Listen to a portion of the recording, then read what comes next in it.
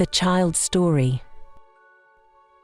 Once upon a time, a good many years ago, there was a traveller, and he set out upon a journey.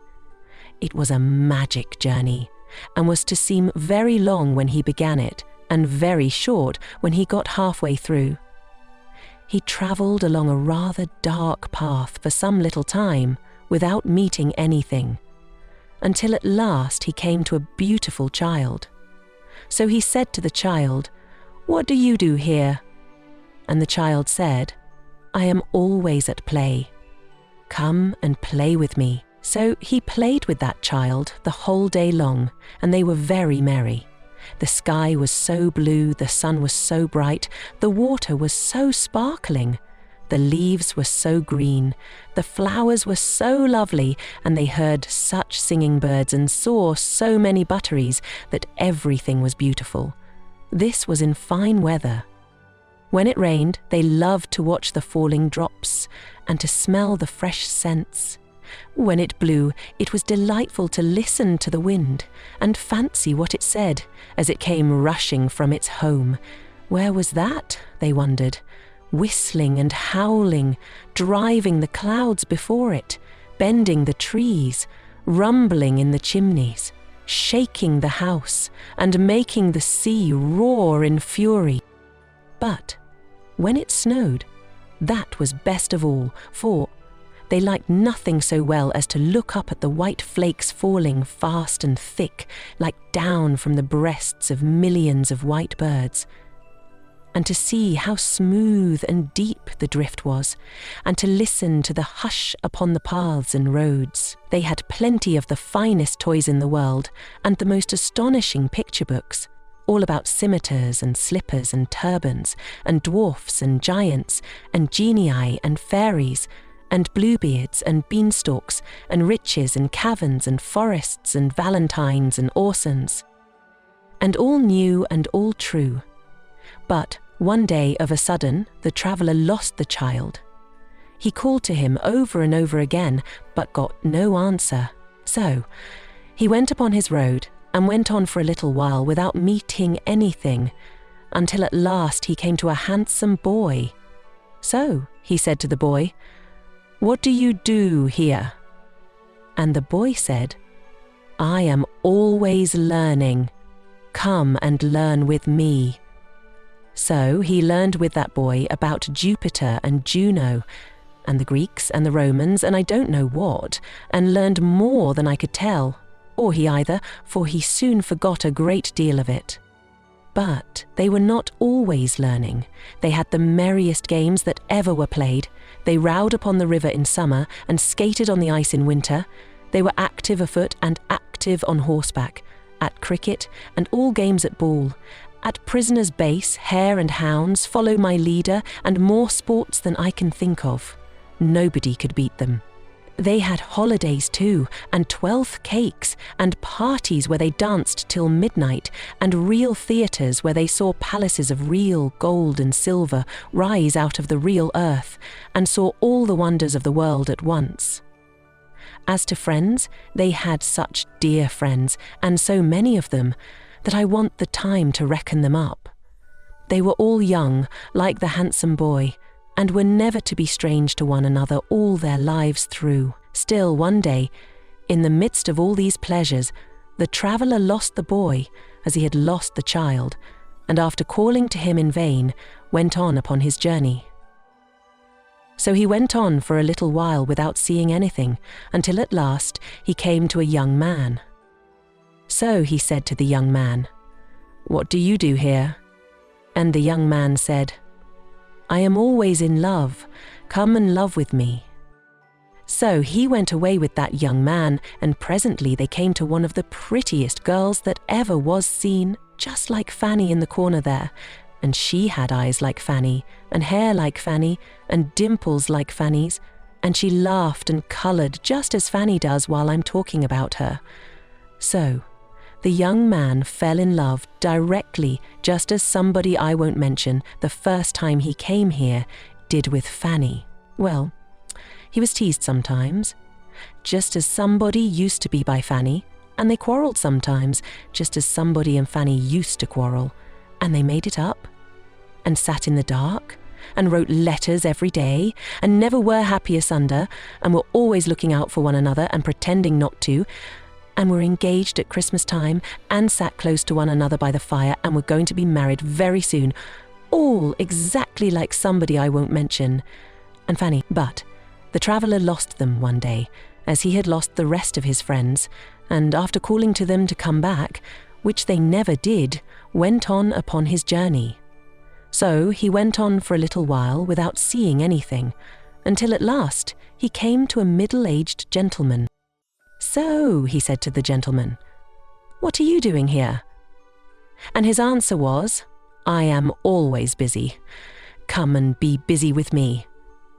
So he began to be very busy with that gentleman, and they went on through the wood together. The whole journey was through a wood, only it had been open and green at first, like a wood in spring, and now began to be thick and dark, like a wood in summer. Some of the little trees that had come out earliest were even turning brown. The gentleman was not alone, but had a lady of about the same age with him, who was his wife, and they had children who were with them too. So they all went on together through the wood, cutting down the trees and making a path through the branches and the fallen leaves, and carrying burdens and working hard. Sometimes they came to a long green avenue that opened into deeper woods. Then they would hear a very little distant voice crying, "Father, Father, I am another child." So they all went on together through the woods, and the fallen leaves crying, "Father, Father, I am another child. Stop for me." And presently they would see a very little figure growing larger as it came along, running to join them. When it came up, they all crowded round it, and kissed and welcomed it, and then they all went on together. Sometimes they came to several avenues at once, and then they all stood still, and one of the children said, "Father, I am going to sea," and another said, "Father, I am going to India," and another, "Father, I am going to seek my fortune where I can," and another, "Father, I am going to heaven." So, with many tears at parting, they went, solitary, down those avenues, each child upon its way, and the child who went to heaven rose into the golden air and vanished. Whenever these partings happened, the traveller looked at the gentleman and saw him glance up at the sky above the trees, where the day was beginning to decline and the sunset to come on. He saw, too, that his hair was turning grey.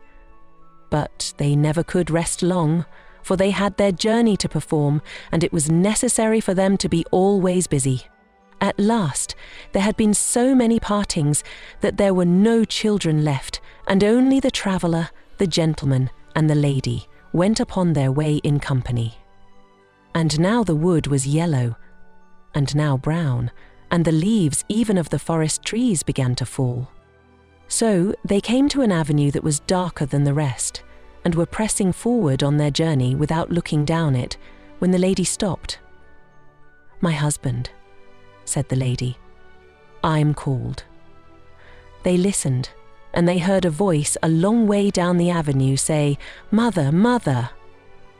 It was the voice of the first child who had said, "I am going to heaven," and the father said, "I pray not yet, the sunset is very near, I pray not yet." But the voice cried, "Mother, mother," without minding him, though his hair was now quite white and tears were on his face.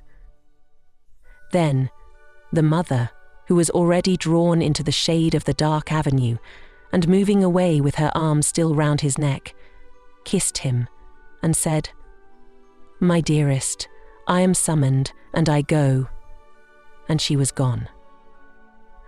And the traveller and he were left alone together, and they went on and on together until they came to very near the end of the wood, so near that they could see the sunset shining red before them through the trees. Yet Once more, while he broke his way among the branches, the traveller lost his friend. He called and called, but there was no reply, and when he passed out of the wood and saw the peaceful sun going down upon a wide purple prospect, he came to an old man sitting on a fallen tree. "So," he said to the old man, "what do you do here?" And the old man said with a calm smile, "I am always remembering. Come and remember with me." So the traveller sat down by the side of that old man, face to face with the serene sunset, and all his friends came softly back and stood around him. The beautiful child, the handsome boy, the young man in love, the father, mother, and children, every one of them was there, and he had lost nothing.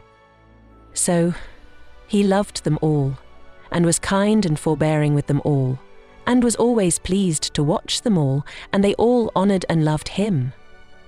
And I think the traveller must be yourself, dear grandfather, because this what you do to us, and what we do to you. Holiday Tales for Cozy Nights start on December 1st and run until December 26th. If you like these stories, subscribe to my channel and click on the bell so you don't miss any new stories in the future.